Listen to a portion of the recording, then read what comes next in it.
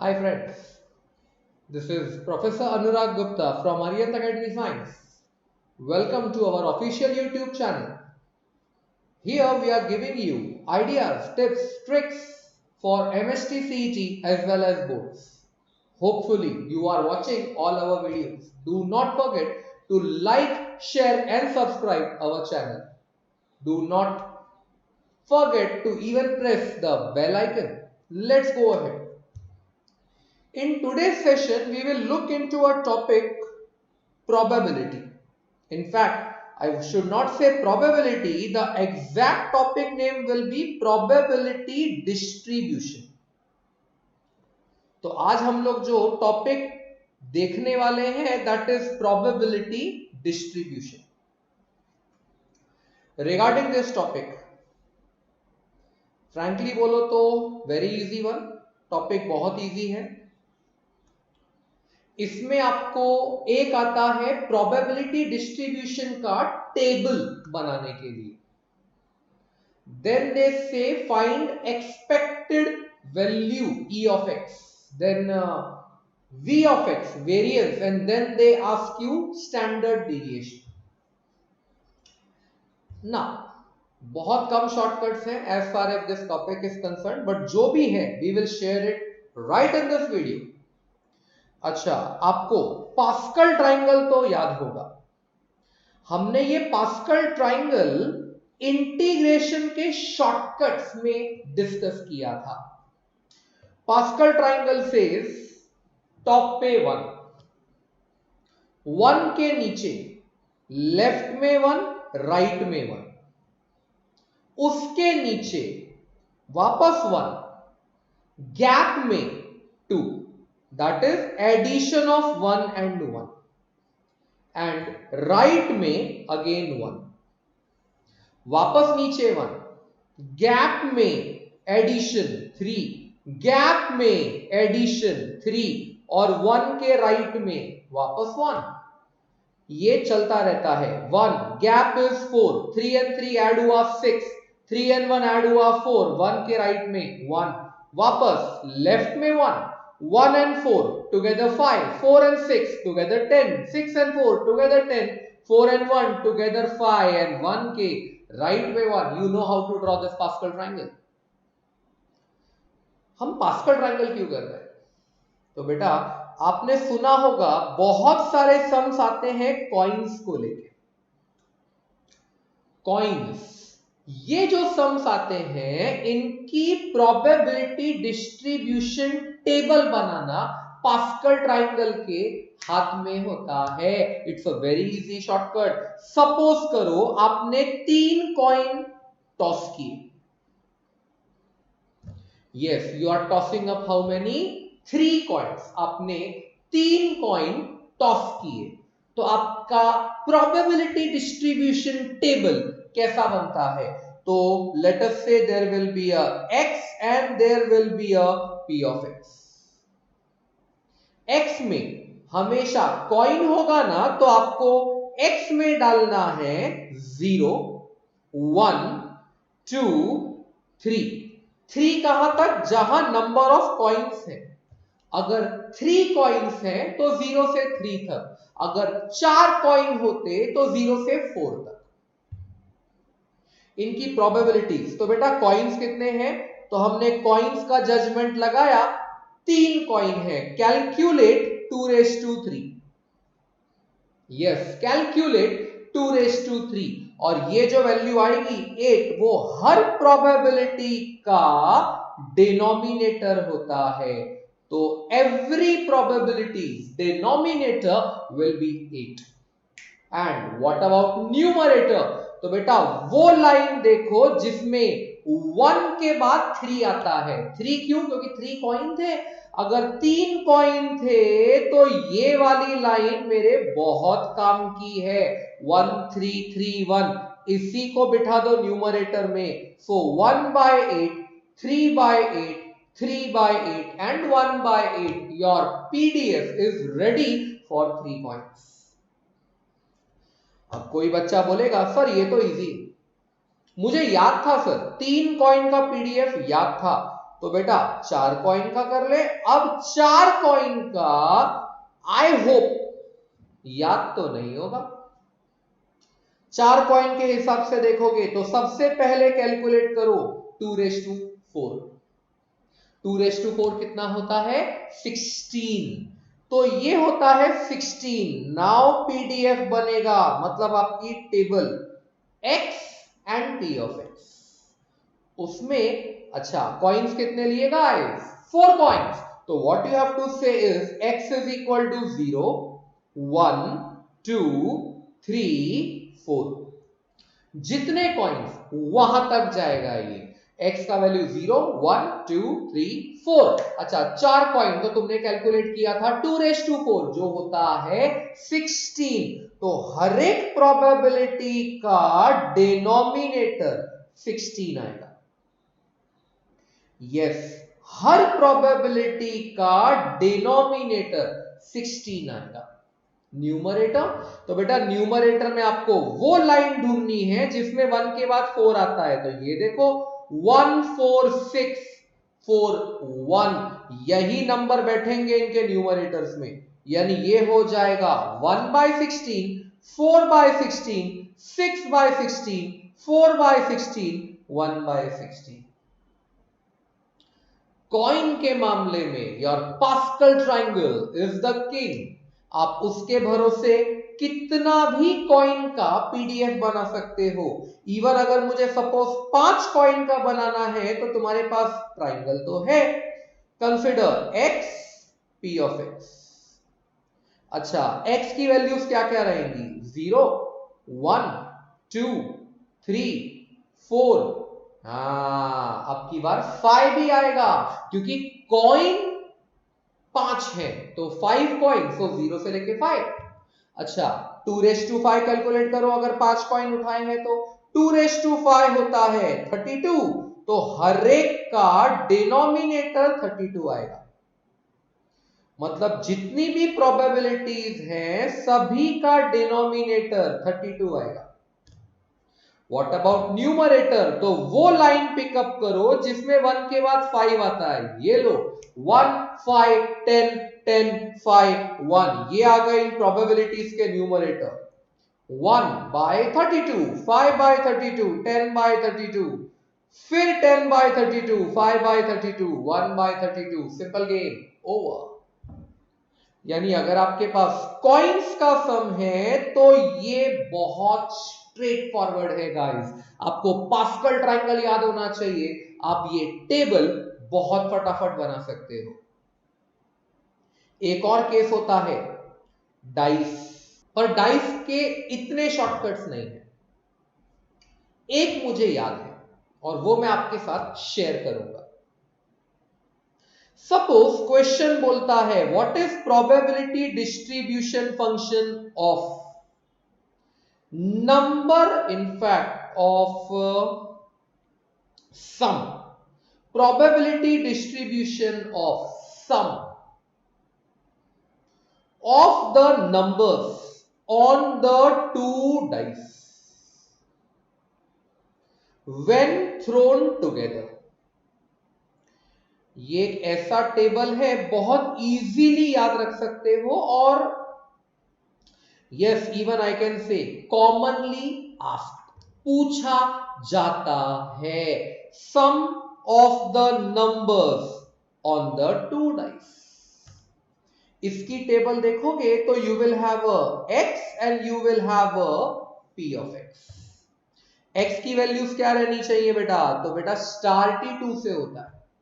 आप सम की बात कर रहे हो तो अगर सम का हिसाब किताब देखोगे सम 2 से तो स्टार्ट होता है 1,1। हाँ, फिर धीरे धीरे आगे बढ़ता है 2 3 4 5 6 7 8 9 10 11 12। ए बाबा बस कर रे, हाईएस्ट ही 6,6 है, इसके आगे क्या लेके जाएगा? अच्छा कितने डाइस थ्रो किए? 2। बेटा अगर 2 डाइस थ्रो करते हो तो प्रोबेबिलिटी में 36 तो आना ही है सैंपल स्पेस। अच्छा, इसके लिए बहुत इजी टैक्टिक्स बताता हूं, बस इतना याद रखना, गलती से भी रॉन्ग नहीं कर देना। x की वैल्यू 2 से चालू, 12 पे खत्म। तो इसकी प्रोबेबिलिटीज आती है 1/36। Try to remember this. 1/36, 2/36, मतलब अपॉन में 36 ही है, न्यूमरेटर एक एक एक एक एक एक एक एक बढ़ रहा है। 1/36, 2/36, 3/36, 4/36, 5/36, 6/36, 7/36 नहीं आएगा। 6/36 के बाद ये रिवर्स होना स्टार्ट हो जाएगा। तो 1/36, 2/36, 3/36, 4/36, 5/36, 6/36, now come back। 5/36, 4/36, 3/36, 2/36 and वापस 1/36। बहुत सिंपल है, 1 से चालू करना है, 1 2 3 4 5 6, फिर reduce 5 4 3 2 1। But that is only when he is asking you PDF of sum of the numbers obtained on 2 dice when thrown together। अच्छा, एक केस होता है बहुत कॉमनली आस्क्ड इन सीटी एग्जाम्स, आज तक शायद 2 बार तो पूछा जा चुका है। बेटा जब मैं बोलता हूं कॉमनली आस्क्ड, 2 बार भी बहुत ज्यादा होता है। Repetition of a concept is very rare in MST CET. ये बोलता है x takes up values 1 2 3 4 5 and so on till n। अब उससे ही नहीं पता कि n कितना है। n can be 50, n can be 75, n can be 80, n can be 47, it can be anything। अगर x वैल्यूज ले रहा है 1 2 3 4 till n, और ये भी बोलता है with equal probabilities, yes, with equal probabilities. तो पहली बात, टेबल बनाना तो डिफिकल्ट नहीं होना चाहिए। You have a x, you have a p of x।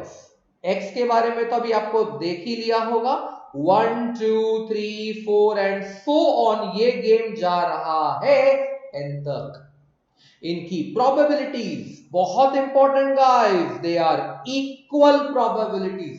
Equal probabilities कैसे दिखाते हैं पता है? अगर आपने 1 से लेके n तक लिया है तो सारी प्रोबेबिलिटीज आएंगी 1/n। यस, ये फिक्स क्वांटिटी है।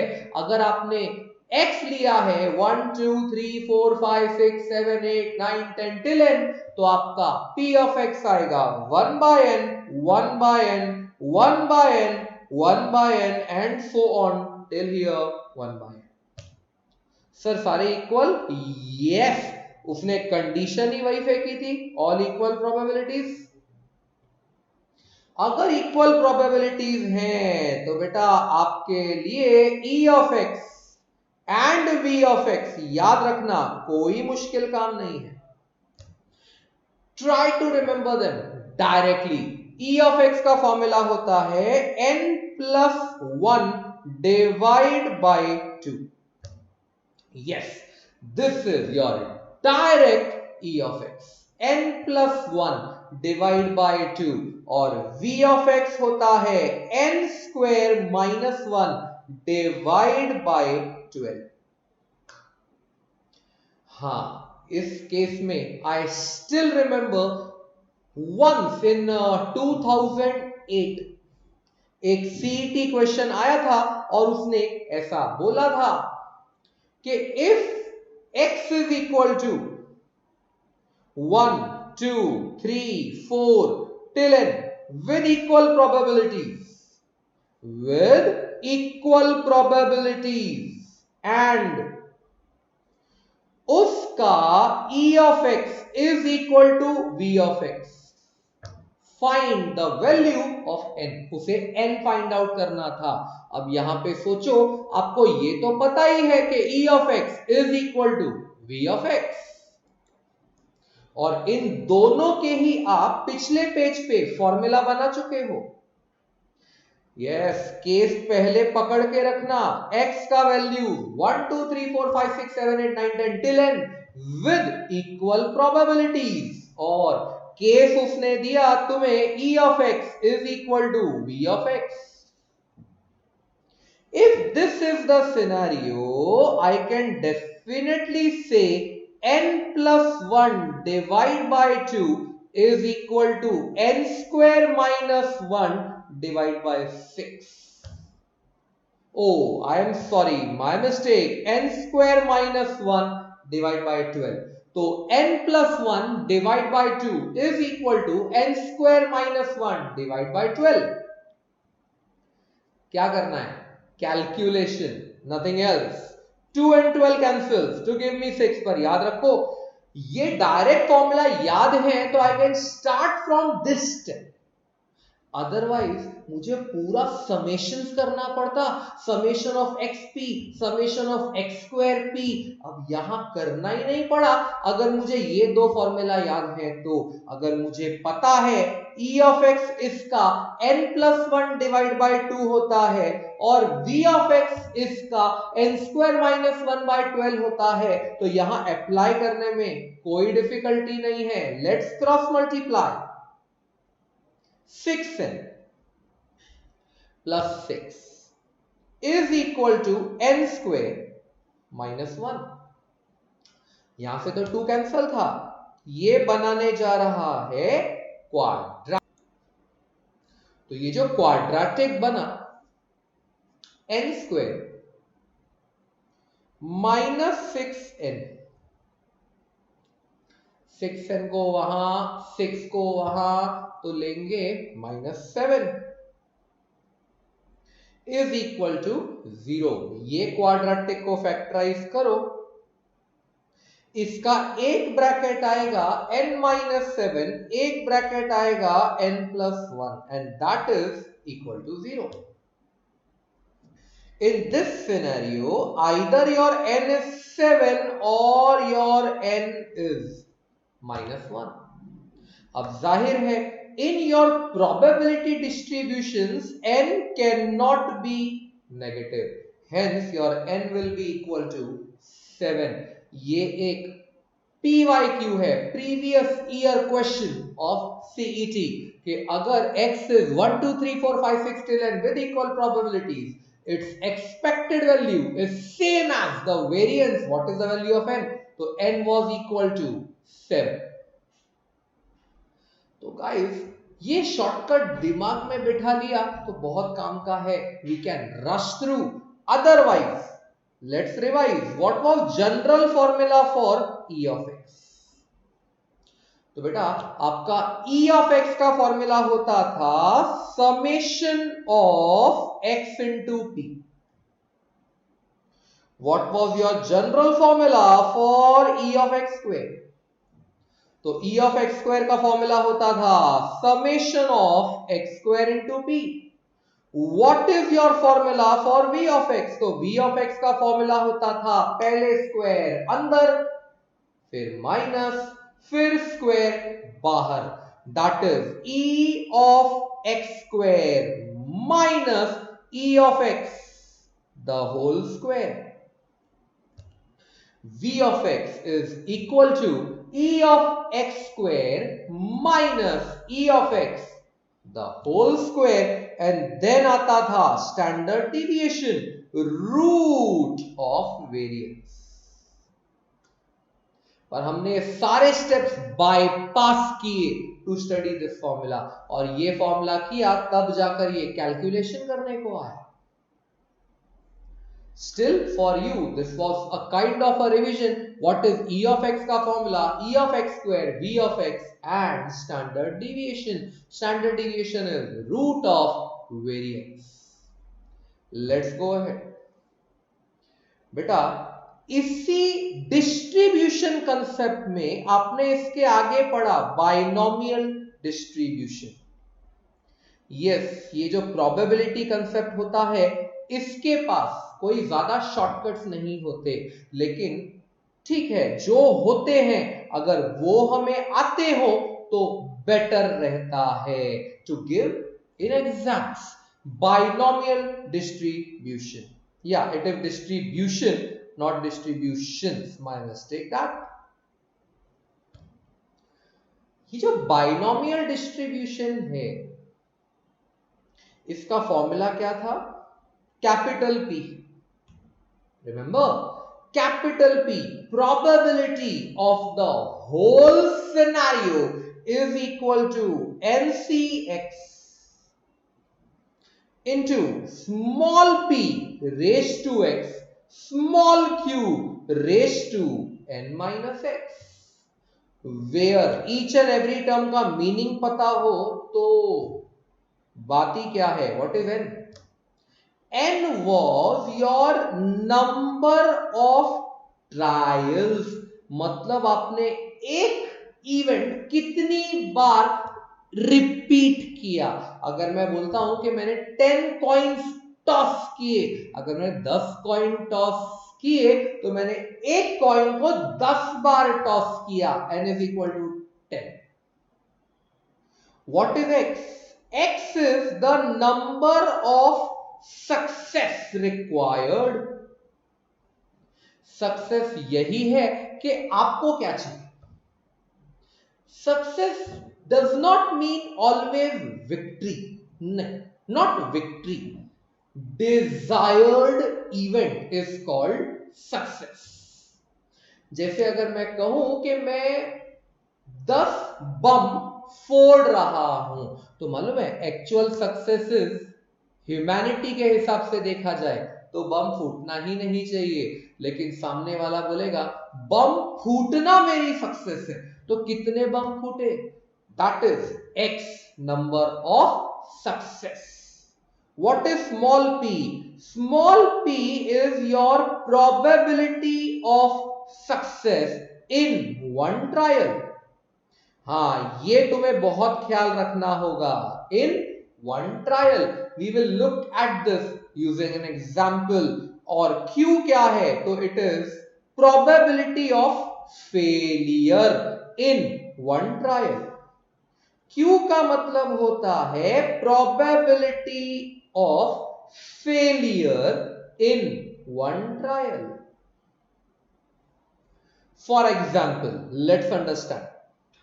Guys, you people are going to give a JEE paper. बराबर है? आपने JEE पेपर दिया. JEE पेपर में टोटल नंबर ऑफ क्वेश्चंस कितने होते हैं? तो 90 क्वेश्चंस. इसका मतलब है आप 90 क्वेश्चंस में सिमिलर एक्टिविटी करने वाले हो. A, B, C, D कोई एक करेक्ट है.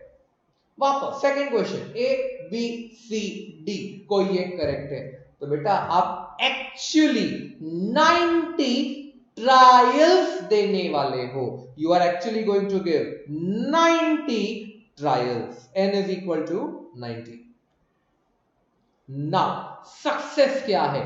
तो बेटा इसमें ऑब्वियसली सम का राइट आना तुम्हारे लिए सक्सेस है. सम राइट आया तो यू आर सक्सेसफुल. लेकिन बेटा ईच सम, हाँ मैंने यहां क्या बोला था? वन ट्रायल मतलब 90 क्वेश्चंस कंसीडर मत करो, एक ट्रायल कंसीडर करो. Each question. अच्छा, ईच क्वेश्चन का सिनेरियो क्या है कि तुम्हारे पास 4 ऑप्शंस हैं A, B, C, D. इनमें से राइट कितने? 4 में से कोई एक राइट है. अगर बेटा एक ही राइट है, only 1 is correct out of 4. अगर 4 में से एक ही करेक्ट है तो स्मॉल p का वैल्यू आएगा 1/4. हाँ, 4 ऑप्शन है, उनमें से एक करेक्ट है 1/4 और स्मॉल q आएगा 3/4. दैट इज फेलियर मतलब रॉन्ग. अगर एक राइट है तो 3 रॉन्ग होंगे. That is why 3/4. x कितना है? अब x जो होता है वो स्टूडेंट पर्सपेक्टिव डिपेंड करता है। लेट मी से कि तुम्हारा टारगेट 250 मार्क्स का है, ओके। आपका जेडबलई होता है 300 मार्क्स का, आपने टारगेट रखा 250 मार्क्स का। तो कितने क्वेश्चंस मेरे राइट जाने चाहिए, सक्सेसफुल जाने चाहिए कि मेरे को 250 मार्क्स आएगा। अब बच्चा सोचेगा कि सर पर क्वेश्चन हमें 4 मार्क्स मिलता है, तो अगर मुझे 240 क्वेश्चंस 250 मार्क्स लाने हैं तो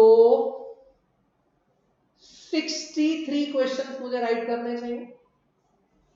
पर बेटा 63 क्वेश्चंस अगर आप राइट करते हो, पेपर 90 क्वेश्चंस का है, अगर 63 राइट करते हो तो 27 रॉन्ग भी तो हो सकते हैं। You have to consider worst case कि मैं अनअटेम्प्टेड क्वेश्चन नहीं छोड़ूंगा, मैं सब कुछ अटेम्प्ट करके आऊंगा। तो बेटा आपने 63 राइट किए, मतलब आपको मार्क्स मिले 252, पर बेटा 27 रॉन्ग भी तो किए, तो आपको इसका मिला -27, यानी आपका आंसर आएगा, मतलब मार्क्स आएंगे 252 - 27, मतलब 5 एंड 24 में से 2 गया 22, 225। तो बेटा तुम्हारे मार्क्स आ रहे हैं 225, जबकि आपका टारगेट कितना था 250।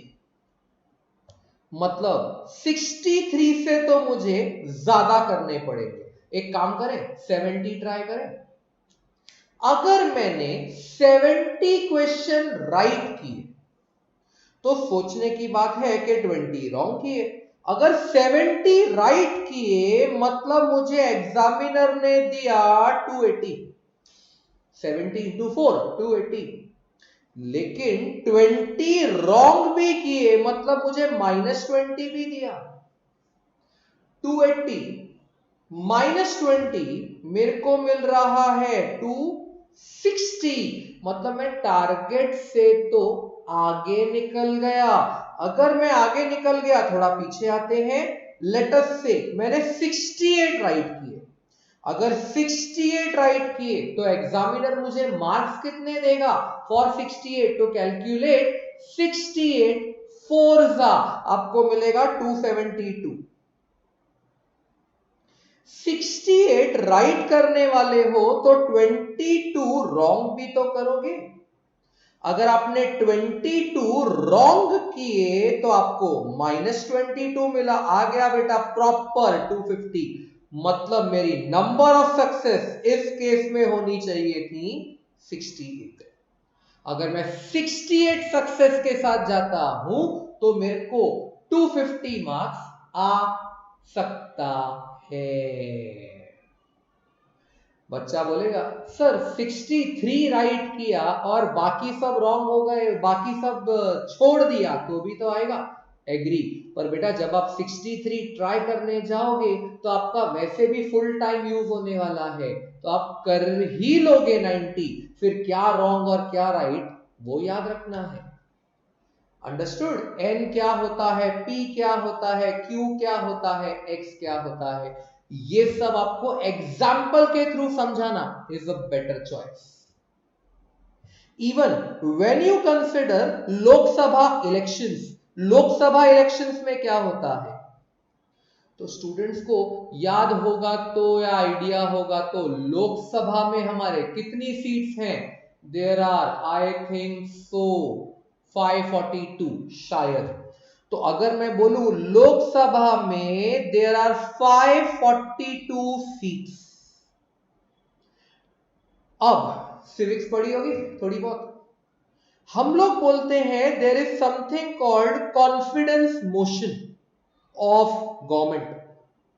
इस कॉन्फिडेंस मोशन में हर एमपी को यस या नो पे क्लिक करना होता है। मतलब हर एमपी के पास चॉइस कितनी है? 2। उसमें से गवर्नमेंट की सक्सेस किस में है? यस में। यस में गवर्नमेंट की सक्सेस है। अच्छा, कितने एमपीज ये बटन दबाने वाले हैं? 542। तो ये बोलेगा n is equal to 542। What is x? सरकार तब बनती है जब आधे या उससे ज्यादा लोग यस प्रेस करते हैं। तो बेटा 542 का आधा होता है 271। तो x कितना होना चाहिए? यहां पर x बोलेगा I should be greater than और इक्वल टू 271। मतलब 271 होगा तो गवर्नमेंट बनेगी ही, उसके ऊपर होगा तो भी बनेगी। अच्छा, स्मॉल p कितना? तो एक बात बताओ, 2 ही ऑप्शन है एमपी के पास और उनमें से सक्सेस किस में है? 1 में, यस में। यानी 2 में से 1, मतलब p is half, even q is half. आपको ऐसे बहुत सारे एग्जाम्पल्स मिलेंगे in which you people will be able to जज के n क्या है, x क्या है, p क्या है, q क्या है। रियल लाइफ एग्जाम्पल्स बेटा, रियल लाइफ एग्जाम्पल्स। ऐसा सोचो, इंडिया और ऑस्ट्रेलिया के बीच में एक 5 मैच की बायलैटरल सीरीज चालू है। इंडिया और ऑस्ट्रेलिया में 5 मैच की एक बायलैटरल सीरीज चालू है। अब बाइनोमियल डिस्ट्रीब्यूशन कैसे फ्लो होगा? तो ऑब्वियस है, n is equal to 5, n is 5। What will be x? x मतलब क्या? Number of success. तो बेटा अगर इंडिया 5 मैच खेलती है तो उसे सीरीज जीतने के लिए 3 या तो 3 से ज्यादा, यानी इसमें x का वैल्यू आएगा 3, 4 और 5। स्मॉल p कितना? तो बेटा जब भी एक मैच होता है, किसी भी मैच के पॉसिबल 4 आउटकम हो सकते हैं। Win, loss, draw, tie. Draw का मतलब होता है मैच कैंसल हुआ, बारिश आ गई, कुछ हो गया। टाई हुआ मतलब सेम स्कोर पे क्लोज हुआ। इसमें से इंडिया क्या चाहेगी? विन, मतलब उसको 4 में से कितने ऑप्शंस इंडिया के लिए फेवरेबल है? 1। इसीलिए इसमें स्मॉल p आएगा 1/4, स्मॉल q आएगा 3/4। एक बहुत सिंपल सी अंडरस्टैंडिंग है guys, small p plus small q हमेशा 1 होना चाहिए। बाकी तो ये फॉर्मूला है which you people can absolutely crack. Now, ऐसे क्वेश्चंस पॉसिबल डिस्कशंस में आते हैं जहां वो बोलता है कि पहली बात कॉइन्स का केस है, उतना तो समझेगा, कॉइन्स का केस है क्योंकि ज्यादातर शॉर्टकट्स इसी के पास है। ये जो कॉइन्स का केस है, अगर वो बोलता है probability of getting x number of heads is equal to probability of getting y number of heads. If probability of getting x number of heads is equal to probability of getting y number of heads, तो बेटा shortcut बोलता है इस question का जो n होगा ना वो गारंटेडली x plus y होता है। If p of x heads is equal to p of y heads, n is always equal to x plus y. Always, there is no doubt in this. तो एक shortcut के रूप में यह भी काम करता है, आता बाइनोमियल के कंसेप्ट से ही है और कॉइन के केस में ही ट्रू है, rest not there. So this was all about shortcuts related to probability distribution and binomial distribution. I know there were very few shortcuts in this, but जो है एटलीस्ट वो ही आ जाए तो एग्जाम में कॉन्फिडेंस के साथ बच्चा जाएगा कि मुझे आता है। पास्कल ट्राइंगल, मैं तो भाई पास्कल सर को मैथमेटिशियन मैजिशियन बोलूंगा कि सर आपने कहां कहां मदद की। Trigonometry, probability distribution, binomial distribution, binomial theorem, you are helping us almost everywhere. Permutation, combination, everywhere it will help you. For this session, probability distribution, binomial distribution, that's all from Professor Anurag Gupta and Arihant Academy. Hope to see you again in the next session. Bye guys.